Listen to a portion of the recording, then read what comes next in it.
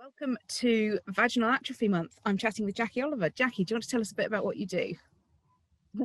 Sure. Okay. So I'm having a giggle here because we just had a menopause moment just before. I'm founder of the psychosexual alignment method, and the psychosexual alignment is about being constantly in control of your body's processes. That's mentally, physically, including sexually and emotionally. And through that, you're actually able to restore sex and intimacy regardless of your age, regardless of perimenopause or menopause. We can deal with inner dryness, low libido or no libido, and that's often tied in with the inability or difficulty in reaching orgasm. But it's also tied in with a partner's sexual function issues, which may be premature ejaculation, erectile dysfunction, and him being able to ejaculate. So in my experience, all of these issues can easily be resolved when you apply the correct knowledge and technique. So we didn't have a sex education relevant to actually being an adult, and that's where most of these problems stem from. So I help men and women and couples resolve these issues in a very timely manner. So this month we're looking at, specifically, we're looking at sort of vaginal problems, vaginal atrophy, and really horrible symptoms actually that for a lot of women are pretty debilitating. So how do you help women who are struggling with that? Well, that kind of came through my own experience. When I started perimenopause, I had a major wake-up call when I turned 42, and I experienced vaginal dryness for the first time. And it literally felt like my insides were being rubbed with raw coarse sandpaper. And I thought, oh my gosh, I was about ready to run for the hills anytime my partner wanted to have sex. And I thought, well, with the understandings that I have on how sex works, how the body works, I thought, well, I'll put my insights together, come up with a healthy dose of logic and see what I can come up with. And that developed to the innervaginal flush technique. And it's a simple muscular action. It's a pushing down action with your vagina as though you're blowing a kiss to your partner with your vagina, right? Or blowing a bubble. This pushing down action. And I'll go through it in just a minute. But what happened was it was absolutely hilarious because I booked an appointment with a gynecologist, had to wait 8 weeks for the appointment. I practiced this innervaginal flush technique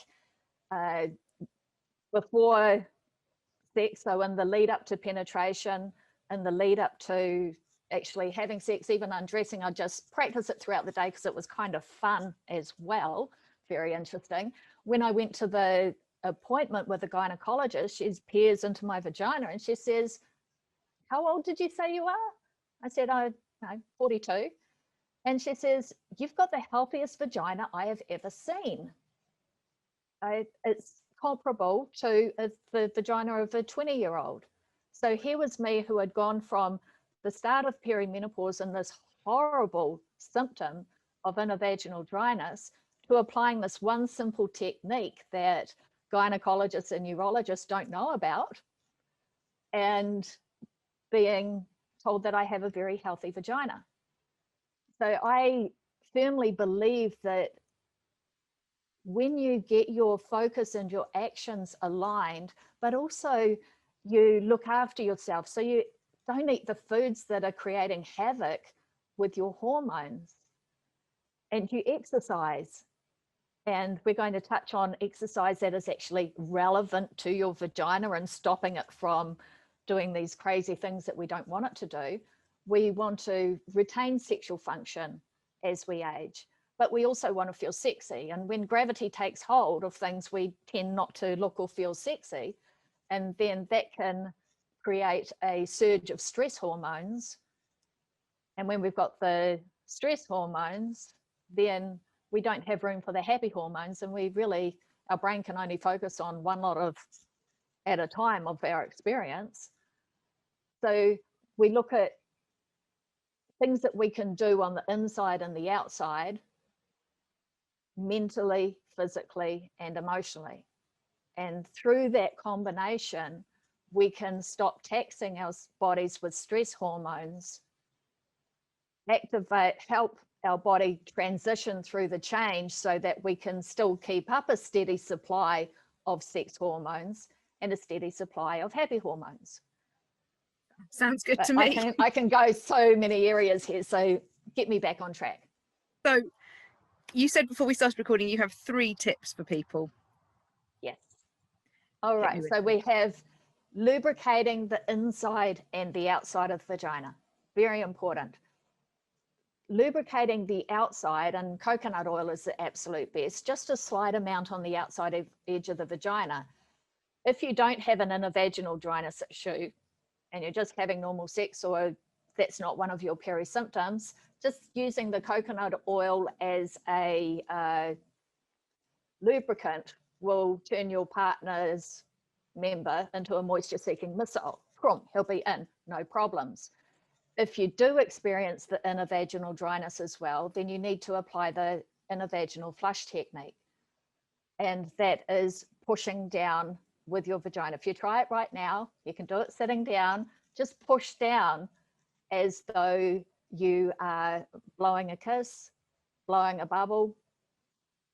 Not so fun images there, expelling a tampon or pushing a baby out. It's that same action.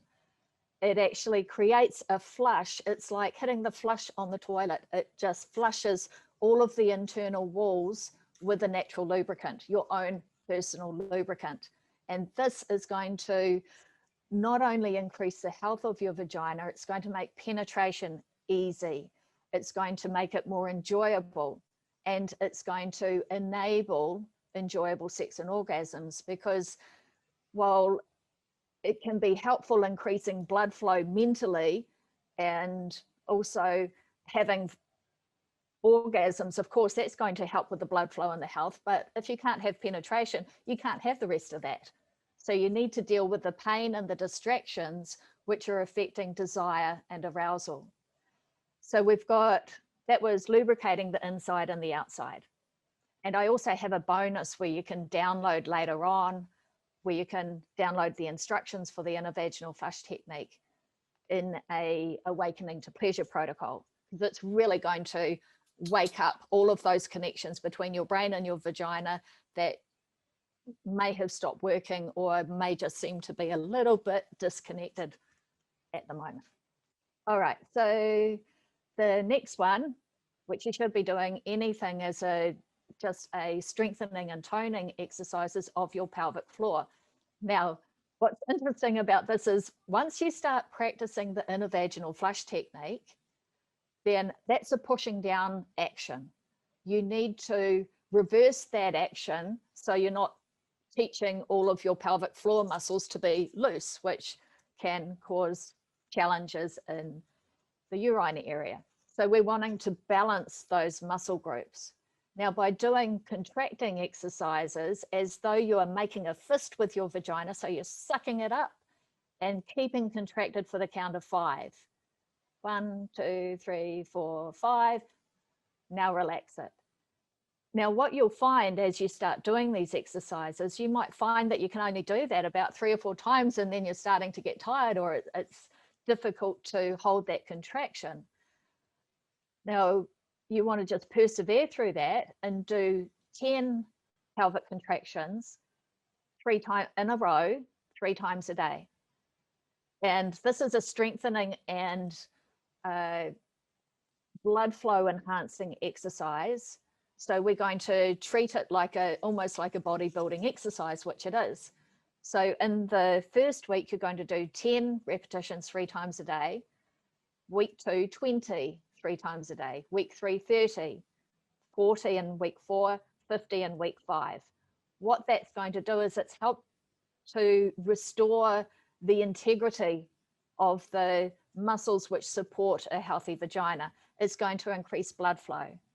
And then you can put your mental focus into that, which is outlined in the 7-day reawakening to pleasure protocol, where you can really start waking up the connections between your brain and your vagina. So it's going to increase blood flow. It's going to increase new neural pathways that may have been switched off when a woman has kids.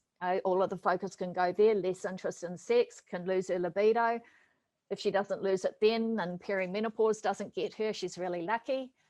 But this is how to switch everything back on if you're having problems in any arena with your vagina.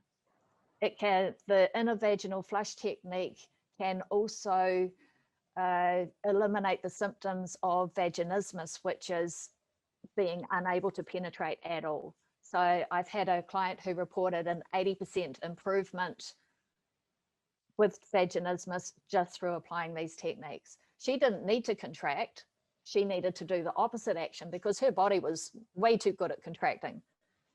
So we're just wanting to balance the muscle groups, get the, you can call it the energy flowing, but really just to increase blood flow, increase the health of the cells in your body and make you feel more alive. And of course it can make you feel more sexy as well, because now you're starting to feel like you actually have some control over these perimenopause symptoms. Now, the third tip is actually about proper hygiene and washing your vagina and making sure that it's clean and making sure that any soap residue is washed off. We can be very careful about washing, but if there's any type of soap residue, that's possibly going to invite bacterial bugs that'll stick to that thing, to that film, but also it can increase UTI infections and itching. So we're just wanting to make sure that area is properly clean. And something that something that some people don't think of is that when you soap upper areas of your body and you're in the shower, that all heads down. And so you've actually got to do that extra little rinse of yourself last, just to make sure that you are totally clean down there. And that's just creating a nice clean environment on the external part of the vagina. So we're dealing with the inside, the outside. Also, it's about reducing your stress levels, and that's a lot about your focus and actions, and we can discuss more on that at another time if you like. Cool. Wow, those are, I mean, they're such straightforward tips, and yet not, like you've said at the start, things we don't get taught at sex education. Sex education is all about how to get pregnant or how not to get pregnant, isn't it? Yes, absolutely. Which doesn't, and if you're lucky, you get the advanced sex education and you get to put a condom on a banana. If you're really lucky. But it's still about not getting pregnant. It's not about anything more exciting than that, is it? That's right. And it sets so many people up to experience fear and anxiety in their relationship. And if you've got to deal with pain, if you have a lack of desire for sex, you've got to rule out the pain first, because if you're experiencing pain, you don't want to have sex. Then you've got to rule out the distractions. The distractions may be not being able to reach an orgasm. Of course, you've got to go and make sure the stove is turned off, but just eliminating those reasons for distraction. It might be a partner who has had a sex education on porn and it's his technique. That makes many women run for the hills. So it's understanding these inside and outside influences so that we can connect with confidence. And people can work one-to-one with you, can't they, if they want more information? Yes, they can sign up through my website for a complimentary one-on-one strategy session where we can discuss what's going on and the best way forward. And I also have the 7-day reawakening to pleasure protocol, which is the most fun 7 days you can experience in getting to know yourself. And it's not even touching your vagina, not going anywhere near it for a whole 7 days. And that will, again, reiterate what I've covered today so that you get a better understanding. And that is through endtheproblem.com/pleasure. And download the report through there.